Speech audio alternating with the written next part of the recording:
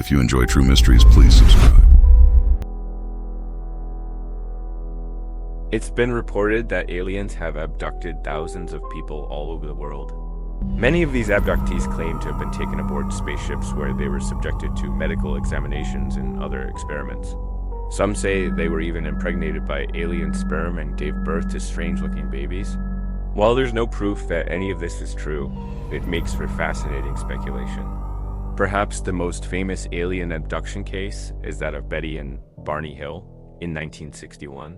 The couple was driving through New Hampshire when they stopped for gas. While getting money from the attendant, Betty noticed a bright light in the sky and remarked that it looked like a cigar. Suddenly, both cars' engines died and an object landed nearby. The couple got out to investigate. The beings told the couple not to be afraid and explained that they were from a planet called Zeta Reticuli.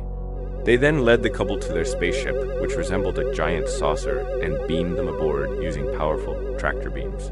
The couple was subjected to a variety of tests and experiments, including a pregnancy test for Betty. After several hours, the aliens returned the couple to their car.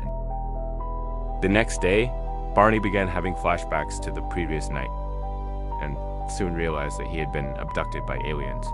The couple shared their story with friends and family, but no one believed them until 1966 when they recounted their experience on a TV show called The UFO Evidence. Overnight, the Hills became famous, and their case is now considered to be one of the most important alien abduction cases ever investigated. Sarah Winchester. Sarah Winchester was the wife of John Winchester, the owner of the Winchester Repeating Arms Company. When John died in 1876, Sarah took over the business and became one of the richest women in America. She was also one of the most superstitious.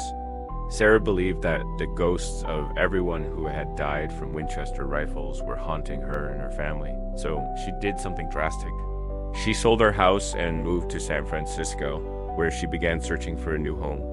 She hired a psychic to help her find a place that was free of negative energy, and they eventually settled on a farmhouse in the town of New Haven, Connecticut. Sarah moved right in and began making changes. She had a series of rooms added onto the house to make it larger and more labyrinthine. She also hired a team of gardeners to maintain the grounds, which quickly grew to include manicured gardens, orchards, and vineyards. In addition to her staff, Sarah also had a huge number of animals, including dogs, cats, birds, and rabbits. She doted on her pets and often took them for walks around the property. All of this might seem idyllic by day, but at night it was far from that. Sarah was deeply disturbed, and her behavior became increasingly erratic. She began seeing ghosts everywhere and hearing voices telling her to run from the house. She spent more and more time in her room, eventually refusing to come out at all. She died in 1922, but her body was not discovered until 4 years later. Her estate was eventually sold, and the house was opened to the public as a museum.